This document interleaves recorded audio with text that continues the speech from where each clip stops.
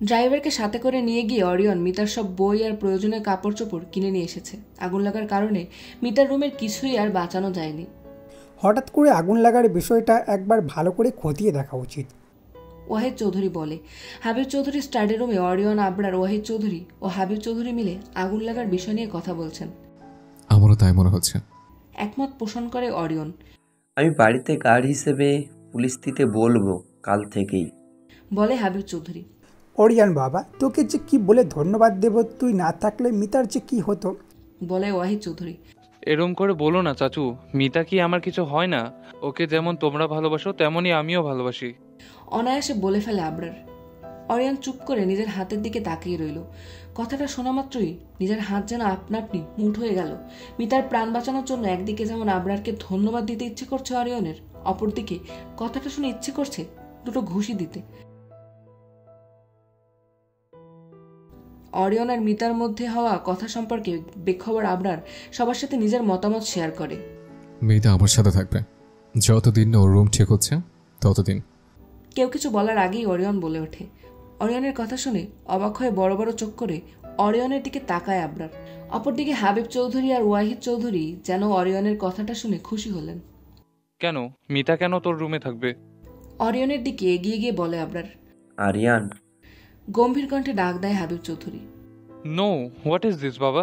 হাবিব চৌধুরীর দিকে তাকিয়ে চেঁচিয়ে বলে আবরার। মিতা কেন ওর রুমে থাকবে? She is an adult, she needs her own room. Because she is my wife. নিজের জায়গা থেকে উঠে গিয়ে চেঁচিয়ে বলে অরিয়ন। যাকে তুই ওয়াইফ মানিস না? কি 6 বছরের ভালোবাসা 9 মাসেই শেষ? নাও ইউ ওয়ান্টস হার? ব্যঙ্গ করে বলে আবরার। আরিয়ান, চেঁচিয়ে বলে অরিয়ন। আরিয়ান, সাবধানে কথা বল। চেঁচিয়ে বলে হাবিব চৌধুরী। হোয়াট বাবা হোয়াট? She was mine. আমার বিয়ে হওয়ার কথা ছিল ওর সাথে। রাগে দাঁতে দাঁত চেপে বলে আবরার। কি? অবাক হয়ে বলে অরিয়ন। কি বললি তুই? আবরারের দিকে দু কদম এগিয়ে গিয়ে জিজ্ঞেস করে। আবরারও নিজের জায়গা থেকে নড়ল না, অরিয়নের চোখে চোখ রেখে তাকিয়ে রইল। ওরিয়ন, শান্ত হ বাবা। আর আরিয়ান, অতীত কেন উঠাচ্ছিস? যা হওয়ার তা হয়ে গেছে। অরিয়নকে ধরে বলে হাবিব চৌধুরী। আরিয়ান এসব কি বলছে বাবা? ও আর কি সব বলছে ও? মিতার সাথে যেন অন্য কোনো পুরুষের নামও নিতে পারল না অরিয়ন। নিজের বাবার দিকে সত্যি জানতে মরিয়া হয়ে তাকিয়ে রইল অরিয়ন। তুই কেন বিয়ে করেছিস মিতাকে? অরিয়নের দিকে এগিয়ে গিয়ে প্রশ্ন করে আবরার। আমি কেন বিয়ে করেছি তাই বাড়ির সবাই জানে। দাঁতে দাঁত চেপে বলে অরিয়ন। ঠিক একই কারণে ওর সাথে আমার বিয়ে হওয়ার কথা ছিল। তোর বিয়ের পর shut up, shut the fuck up Aryan, আমি কিচ্ছু শুনতে চাই না। আবরারের থেকে দূরে সরে এসে রাগে চেঁচিয়ে বলে অরিয়ন। অরিয়নের কি হচ্ছে তা নিজেও বুঝতে পারছে না, কিন্তু আবরারের থেকে দূরে সরে না আসলে উল্টোপাল্টা কিছু করে বসবে তা ভালোই জানে অরিয়ন। আরিয়ান, চুপ কর। এইসব কথা বলার সময় এখন? ওরিয়ন আর মিতার বিয়ে কোন অবস্থায় হয়েছে তা কি জানিস না তুই? তাহলে এখন কেন এত কথা হচ্ছে? চেঁচিয়ে বলে হাবিব চৌধুরী। বাট বাবা। নিজের রুমে যা আরিয়ান। বা হাবিব চৌধুরীর কথা শুনে রুম থেকে বেরিয়ে যায় আবরার। ওয়াহিদ চৌধুরী নিজের জায়গায় বসে দু হাত দিয়ে মাথা ধরে রেখেছে। দুই ভাইয়ে ভাইয়ে এখন যে বিভেদ সৃষ্টি হচ্ছে তা ভালোই বুঝতে পারছেন তিনি। আরিয়ান যা বললো তা যদি সত্যি হয় তাহলে কাজটা তুমি ভালো করনি বাবা। হাবিব চৌধুরীর দিকে তীক্ষ্ণ দৃষ্টিতে তাকিয়ে কথাটা বলেই রুম থেকে বেরিয়ে যায় অরিয়ন। সব কিছু কেমন এলোমেলো হয়ে গেল ভাইয়া, এমন তো হওয়ার কথা ছিল না। মন খারাপ করে বলে ওয়াহিদ চৌধুরী। আমাদের হাতে তো কিছুই নেই ওয়াহিদ। জবাব দেয় হাবিব চৌধুরী। আমার কপালটাই খারাপ বাবা, হিসাবে ব্যর্থ আমি। আমার নিজের মেয়ের আমাকে শেষ করে দিয়ে গেল, আর যে মেয়ে আমাকে এত ভালোবাসলো তাকেও আমি তার পাওনা সুখ দিতে পারছি না। কথাগুলো বলতেই চোখ ভিজে আসলো ওয়াহিদ চৌধুরীর। হয়তো এতেই সববার ভালো ছিল। ওয়াহিদ চৌধুরীর কাঁধে হাত রেখে বলে হাবিব চৌধুরী। তাই যেন হয় ভাইয়া, আর তা না হলে আমি মিতার কাছে মুখ দেখাতে পারবো না। তাই হবে ইনশাআল্লাহ। বিছানায় বসে আছে মিতা, পাশেই বসে আছে মায়া চৌধুরী। খাবার খেয়ে পেইন কিলার খেয়েছে মাত্র। মিতার সাথে এটা সেটা নিয়ে কথা বলে মেয়ের মন ভালো করার চেষ্টা করছেন মায়া চৌধুরী। অরিয়ন স্টাডি রুম থেকে বের হয়েই দ্রুত হাঁটতে লাগলো। মনে হচ্ছে কেউ অরিয়নের পুরো শরীরে মরিচ লাগিয়ে দিয়েছে। এত কেন অস্থির লাগছে তা বুঝতে পারছে না অরিয়ন। তাড়াতাড়ি করে নিজের শার্টের প্রথম দুটো বাটন খুলে ফেলে অরিয়ন। বারবার মনে হচ্ছে শ্বাস নিতে কষ্ট হচ্ছে। কি 6 বছরের ভালোবাসা 9 মাসেই শেষ? আবরারের কথাটা যেন বারবার ঘুরছে অরিয়নের মাথায়। কিসব বাজে বাজে বলছিল আবরার? আমি এখন আফরিনকে ভালোবাসি, তাতে কি হয়েছে যে আফরিন আমাকে ধোকা দিয়েছে? আমি তাও ভালোবাসি আফরিনকে। আমি মিতাকে চাই না। মিতার জন্য স্নেহ কাজ করে বলেই এত ভাবে ওর জন্য। বারবার মনে মনে বলতে লাগলো অরিয়ন। কি শুনছি এসব আমি? অরিয়নের সামনাসামনি এসে বলে আনিকা চৌধুরী। কি শুনেছ? বুঝতে না পেরে জিজ্ঞেস করে অরিয়ন। ওই মেয়ে নাকি তোর সাথে থাকবে, তোর রুমে? অরিয়নের দিকে তাকিয়ে প্রশ্ন করে আনিকা চৌধুরী। ওই মেয়ের নাম পারমিতা মা, আর হ্যাঁ, ও আমার সাথেই থাকবে। সব কিছু জানার পরও, এটা জানার পরও যে তোর মা ওই মেয়েটাকে দেখতে পারে না, তাও ওর প্রতি তোর মায়া কি কম ছিল না? বিয়ে করেছিস, তা কি কম ছিল না? এখন ওর সাথে তোর সংসার করার ইচ্ছাও হচ্ছে। আনিকা চৌধুরীর প্রতিটা কথায় যেন শুধু ঘৃণা প্রকাশ পাচ্ছে। মা, কিছু বাজে বাজে বলছো তুমি? আমি ওর সাথে সংসার করছি না। ওর এখন থাকার জায়গার দরকার, তাই থাকবে। থাকার জায়গার অভাব নেই এ বাড়িতে অরিয়ন। ও দরকার হলে আরিয়ানের রুমে থাকবে। আরিয়ানকে আমি গেস্ট রুমে পরি আমার সাথেই থাকবে। কোনরূপ সমঝোতার সুযোগ না রেখে জানিয়ে দেয় অরিয়ন। তুই বদলে গেছিস অরিয়ন, তুই বদলে গেছিস। তুই দুর্বল হয়ে পড়েছিস ওই অলক্ষী মেয়েটার জন্য। কথাটা বলেই কাঁদতে কাঁদতে নিচে নেমে যায় Anika Chowdhury. Shit shit shit shit. নিজের মায়ের রূপ অবস্থা দেখে রাগে বলতে থাকে অরিয়ন। বিছানায় শুয়ে আছে মিতা। মায়া চৌধুরী মিতার মাথায় হাত বুলিয়ে দিচ্ছে। তোমার মনে আছে মা, আমার মাথায় যখন তুমি হাত বুলিয়ে দিতে, তখন আপু কিভাবে হিংসা করতো, ঝগড়া শুরু করে দিত আমার সাথে? কথাটা বলতেই যেন হাসি ফুটে ওঠে মিতা আর মায়া চৌধুরীর মুখে। পরক্ষণেই হাসি পরিণত হয় কষ্টে। দুজনেই চোখ ভিজে এসেছে। চাচি। হুট করে রুমে ঢুকেই মায়া চৌধুরীকে ডাক দেয় অরিয়ন। হ্যাঁ বলো অরিয়ন। মিতার সবকিছু আমার রুমে নেওয়ার ব্যবস্থা করুন। আমি ওখানে যাব না, এখানে বা আমাদের বাড়িতে থাকবো। হুট করে ভয়ে ভয়ে বলে ওঠে মিতা। ওয়াহিদের সাথে আমার কিছু কথা ছিল, তোমরা থাকো, আমি আসছি একটু পর। মায়া চৌধুরী কথাটা বলেই রুম থেকে বেরিয়ে যায়। মিতার কথা শুনে অরিয়ন তখন কোনোরূপ প্রতিক্রিয়া না দেখালেও এখন এক দৃষ্টিতে তাকিয়ে অপেক্ষা করছে মিতার কথা বলার। মায়া চৌধুরী রুম থেকে বের হতেই ভয়ে ভয়ে গুটি মেরে থাকলো মিতা। যদিও সেই থাপ্পড়ের পর থেকে ওই রকম ঘটনার ঘটেনি, তাও মিতার মন থেকে ভয়টা এখনো পুরোপুরি কাটেনি। কি বলছিলি তুই? কি করবি না? প্রশ্ন করে অরিয়ন। আমি এখানে থাকতে চাই, ওই রুমে গিয়ে কি করব আমি? আমতামতা করে বলে মিতা। তুই কি আর আমাকে ভালোবাসিস না? হুট করে প্রশ্ন করে বসে অরিয়ন। হ্যাঁ? হুট করে অরিয়নের এই প্রশ্ন শুনে যেন ভ্যাবাচাকা খেয়ে গেল মিতা। ওই রুমে না যাওয়ার সাথে এই প্রশ্নের কি সম্পর্ক তা বুঝতে পারছে না। ভালোবাসিস না? মিতার দিকে এগিয়ে গিয়ে বলে অরিয়ন। বাসি। মাথা নিচু করে জবাব দেয় মিতা। মিতার কথা শুনে যেন হাঁপ ছাড়ল অরিয়ন। মনে হচ্ছিল এতক্ষণ শ্বাস নেওয়া বন্ধ করে রেখেছিল। তাহলে আমার সাথে থাকতে চাচ্ছিস না কেন? মিতার সামনাসামনি গিয়ে বেডের কাছে হাঁটু ভেঙে বসে অরিয়ন। ওই ভুল আমি আর করবো না, প্রমিস লাভ। মিতার কাছাকাছি গিয়ে কোমল কণ্ঠে বলে। এতদিন পর অরিয়নের কণ্ঠে এমন কোমলতা দেখতে পেয়ে মিতার খুশি হওয়ার কথা ছিল, কিন্তু মিতার ভয় যেন আরও বাড়ছে। অরিয়নের চোখে অজানা এক আনহেলদি কিছু দেখতে পাচ্ছে মিতা। না। ভয়ে ভয়ে বলে মিতা। মিতার কথা শুনতেই যেন সব কোমলতা দূর হয়ে গেল অরিয়নের চোখ থেকে। কঠোর দৃষ্টিতে মিতার দিকে তাকিয়ে থাকে। কি বললি? যাবে না তুই? হুট করে রেগে গিয়ে দাঁড়িয়ে পড়ে অরিয়ন। না। নিজে একটু কঠোর থাকার চেষ্টা করে বলে মিতা। তুই যাবি না? তোর বাপও যাবে। দাঁতে দাঁত চেপে বলে অরিয়ন। অরিয়ন ভাইয়া। রেগে চেঁচিয়ে ওঠে মিতা। আ! মিতার কথা শোনা মাত্রই অরিয়ন গিয়ে মিতার দুই গালে একসাথে নিজের হাত দিয়ে চেপে ধরে। হঠাৎ করে ধরাতে আর শরীর আগে থেকে ব্যথা হওয়ার কারণে শব্দ করে ওঠে মিতা। ভাইয়া ডাকতে না করেছি না? হ্যাঁ। মিতার কাছাকাছি নিজের মুখ নিয়ে বলে অরিয়ন। ব্যথা ব্যথা লাগছে। ওই রুমে যাবি কিনা বল। আবারও বলে অরিয়ন। মিতা নিজের মাথা নাড়িয়ে না বলে। ওকে। কথাটা বলেই মিতার থেকে দূরে সরে আসে অরিয়ন। মিতা নিজের হাত নিজের গালেই ঘষতে থাকে। এখন 7টা বাজে। অরিয়নের কথা শুনতেই মিতা একবার অরিয়নের দিকে তাকায়, আর একবার ঘড়ির দিকে তাকিয়ে সময় দেখে নেয়।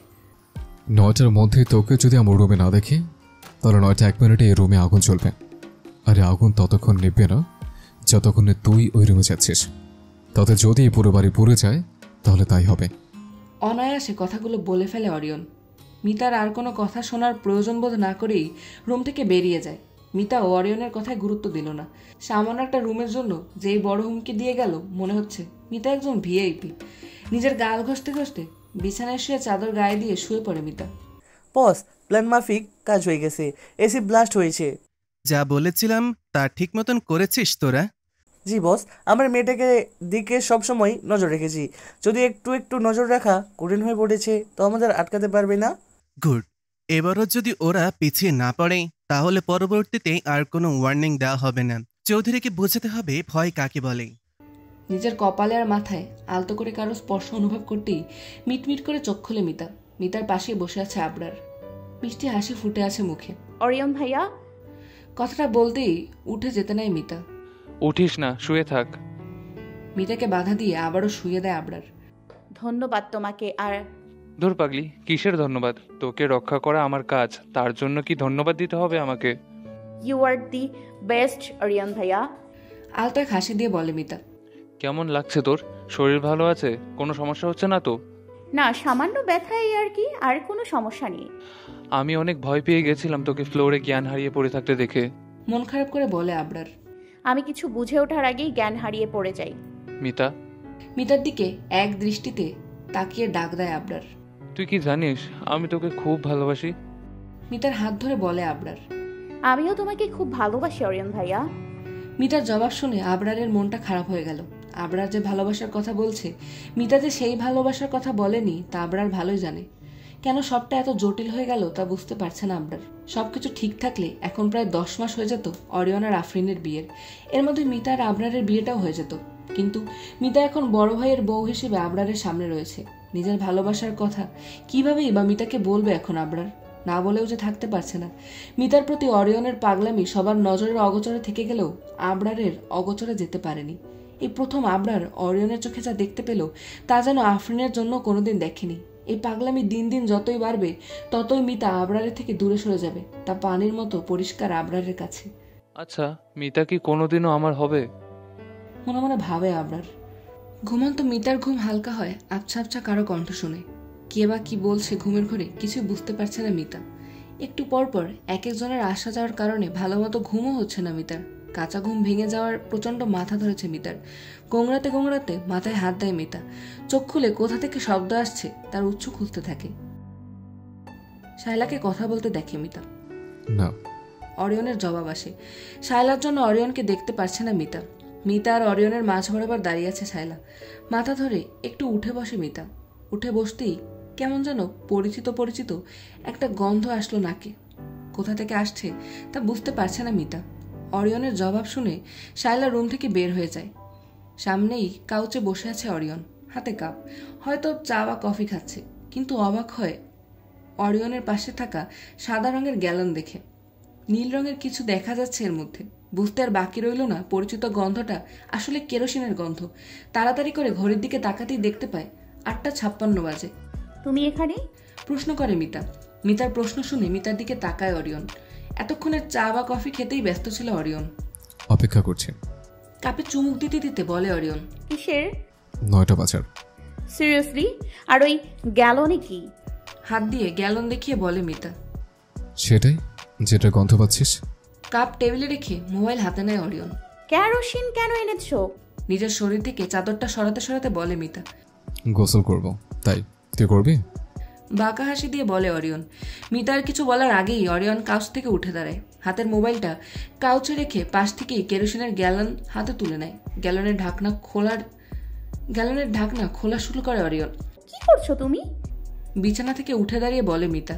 অরিয়ন মিতার কথার কোনো উত্তর দিল না। ঢাকনা খুলতে দেখি ঘড়ির দিকে আবারও তাকায় মিতা। 8:59 বাজে। ঢাকনা খুলে গ্যালন হাতে দাঁড়িয়ে রইল অরিয়ন। কি শুরু করেছো তুমি? এসবের মানে কি? অরিয়নের দিকে এগিয়ে গিয়ে বলে মিতা। এখনো শুরু করিনি, তবে এখন করব।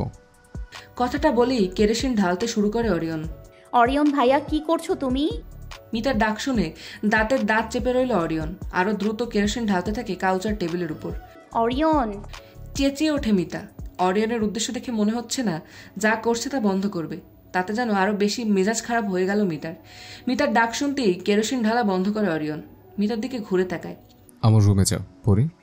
পকেট থেকে লাইটার বের করতে করতে বলে। লাইটার ধরিয়ে মিতার দিকে তাকিয়ে রইল অরিয়ন। অপেক্ষা করছে মিতার অবাধ্য হওয়ার। অরিয়নের কথা শুনে যেন গায়ের রক্ত কিলবিল করতে লাগলো মিতার। দাঁতে দাঁত চেপে খুঁড়িয়ে খুঁড়িয়ে রুম থেকে বের হয়ে যায় মিতা। ফু দিয়ে লাইটার অফ করতেই যেন হাসি ফুটে উঠল অরিয়নের ঠোঁটে। অরিয়নের রুমের দরজা খুলে ভিতরে আসতেই যেন মন বিষণ্ণ হয়ে আসলো মিতার। খাটের উপর বসে রুমটা ভালো করে দেখছে মিতা। যেমনটা দেখে গিয়েছিল ঠিক তেমনটাই আছে। নীলের রাজ্য মনে হচ্ছে ঘরটা। সামনেই টানানো আফরিনের ছবিটা যেন আগের থেকেও বেশি চকচক করছে। ছবিটার দিকে তাকাতেই যেন বুক ফেটে যাচ্ছে মিতার। এই রুম, এই ছবি, সব কিছু যেন কাটা হয়ে বিঁধতে লাগলো মিতার শরীরে। নিজের ভালোবাসার মানুষের সাথে কাউকে সহ্য করা যায় না, হোক সে তার ভালোবাসার মানুষ। এমন নয় মিতা হুট করে আফরিনকে অপছন্দ বা হিংসে করছে, তাও যেন বুকের মধ্যে হওয়া যন্ত্রণা কমাতে পারছে না মিতা। দরজা খুলে রুমে প্রবেশ করে অরিয়ন। দু হাতে বড় বড় দুটো ব্যাগ। একপাশে ব্যাগ দুটো রেখেই সরাসরি চলে যায় মিতার সামনে। খাটের বাইরে থাকা মিতার পা দুটো ধরে উপরে তুলে দেয় অরিয়ন। কি করছো তুমি? হুট করেই মিতার পা ধরাতে প্রশ্ন করে মিতা। অরিয়ন কোনো কথা না বলেই শুইয়ে দেয় মিতাকে। বেড সাইডের টেবিলের ড্রয়ার থেকে মলম বের করে বসে পড়ে মিতার পায়ের কাছে। মিতার আর বুঝতে বাকি রইল না কি করতে চাচ্ছে অরিয়ন। মলম নিয়ে মিতার পায়ে লাগাতে লাগলো অরিয়ন। হাঁটার সময় মিতা যে খুঁড়িয়ে খুঁড়িয়ে এসেছে তা ঠিকই দেখতে পেয়েছিল অরিয়ন। মলম লাগাতে ব্যস্ত অরিয়নের দিকে অবাক দৃষ্টিতে তাকিয়ে রইল মিতা। অরিয়ন এমন কিছু করতে পারে তা যেন বিশ্বাস হচ্ছে না মিতার। নিজের অজান্তেই মিতার চোখ চলে যায় আফরিনের ছবিটার দিকে। পরক্ষণেই মন খারাপ হয়ে যায় মিতার। তুইও কি এই অরিয়নের প্রেমে পড়েছিলি? মনে মনে ভাবে মিতা। অরিয়ন চোখ তুলে মিতার দিকে তাকাতেই দেখতে পায় মিতা তাকিয়ে আছে আফরিনের ছবিটার দিকে। নিজেও তাকায় আফরিনের ছবিটার দিকে। এই ছবিটাও তুলতে চাইছিল না? হুট করে বলে ওঠে অরিয়ন। অরিয়নের কথা শুনে অরিয়নের দিকে তাকায় মিতা। ক্ষণিকের মধ্যে যেন নিজের সব শেষ হয়ে গেল মিতার। আফরিনের ছবিটার দিকে তাকিয়ে আছে অরিয়ন। চোখে মুখে ফুটে উঠেছে ভালোবাসা আর কোমলতা মিতার জন্য, যা কখনো দেখেনি মিতা। ভালো নাই বাসুক, তাই বলে কি একটু স্নেহ আর মায়ার দৃষ্টিতে তাকাতে পারে না অরিয়ন? ইদানিং কেন এত রুট ব্যবহার করে অরিয়ন তা যেন মিতার মাথায় ঢুকছে না। বোকা মেয়ে, ও তোকে বিয়ে করতে চায়নি, তোর সাথে থাকতে চায়নি, তাহলে তোর সাথে কেন ভালো ব্যবহার করবে? মনে মনে ভাবতে ভাবতেই চোখ ভিজে আসে মিতার। নিজের পা সরিয়ে নেয় মিতা। অরিয়নের হাত থেকে মিতার পা সরে যেতেই মিতার দিকে তাকায় অরিয়ন। মিতা অন্য পাশে শুয়ে পড়ে। নিজেকে যতটা পারছে গুটি মেরে রেখেছে যেন অরিয়নের সাথে টাচ না হয়। মিতার মুখটা দেখতে পেল না অরিয়ন। মিতার শরীরে চাদর টেনে দেয় অরিয়ন। নিজে চলে যায় মিতার প্রয়োজনীয় বাকি জিনিসপত্র আনতে। পরি পরি। ঘুম ঘুম চোখে কারো ডাক শুনতেই ঘুম ভাঙে মিতার। মিটমিট করে চোখ খুলতেই সামনে দেখতে পায় অরিয়নকে। সামনে বসে থাকা অরিয়নের চুল ভেজা, মুখে ফুটে আছে মিষ্টি এক হাসি, পরনের কাপড়ও পরিবর্তন করা। উঠে বসতে নিতেই অরিয়ন এগিয়ে গিয়ে মিতাকে ধরে বসতে সাহায্য করে। জানালার দিকে তাকাতেই দেখতে পায় প্রায় সকাল হয়ে গেছে। গতকাল ঘুমানোর পর সারা রাত আর ঘুম ভাঙেনি মিতার। সকাল 9টা বাজে। সকাল ওষুধ খাবি কখন? ওষুধ না খেলে কি ভালো হবি? মিতার শরীর থেকে চাদর সরিয়ে মিতার গায়ে হাত দেয় অরিয়ন। ব্যথা করছে আর? চিন্তিত সুরে পায়ে টিপ দিয়ে জিজ্ঞেস করে অরিয়ন। অল্প অল্প। অবাক হয়ে জবাব দেয় মিতা। হঠাৎ করে অরিয়নের এই রূপ যেন হজম করতে পারছে না মিতা। আবার মলম মালিশ করে দিলেই হবে, দেখবি আর ব্যথা করবে না। যা তাড়াতাড়ি ফ্রেশ হয়ে নেয়, খাবার ঠান্ডা হয়ে যাবে, খাবার খেয়ে ওষুধ খেতে হবে। আবারও বলে অরিয়ন। অরিয়নের কথা শুনে কিছুক্ষণ অরিয়নের দিকে তাকিয়ে থাকে মিতা। দুজন দুজনের দিকে তাকিয়ে থাকে কিছুক্ষণ। মিতা চোখ সরিয়ে নিতেই অরিয়ন চোখ সরিয়ে নেয় অন্যদিকে। ধীরে ধীরে বিছানা থেকে উঠে ওয়াশরুমে যায় মিতা।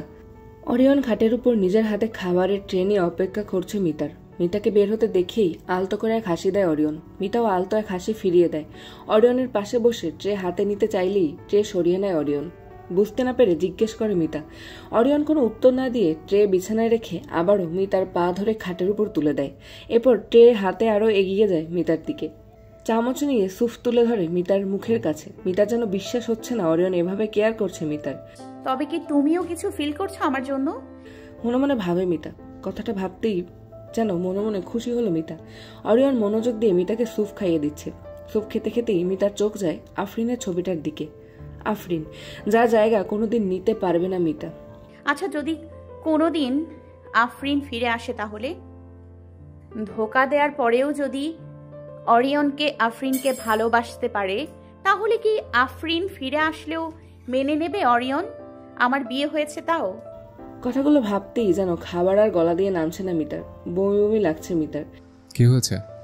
চামচ হাতে অপেক্ষা করতে থাকা অরিয়ন প্রশ্ন করে মিতাকে। অরিয়নের ডাক শুনতেই ধ্যান কাটে মিতার। স্বাভাবিক হওয়ার চেষ্টা করে অরিয়নের দিকে তাকায়। কিছু না। আলতা খাসি দেওয়ার চেষ্টা করতে করতে বলে মিতা। ডাক্তার বলেছে আর 2-3 দিন রেস্ট করলে আবার কলেজ যেতে পারবি তুই। ঔষধ খুলে মিতার হাতে দিয়ে বলে অরিয়ন। আর আমার রুম?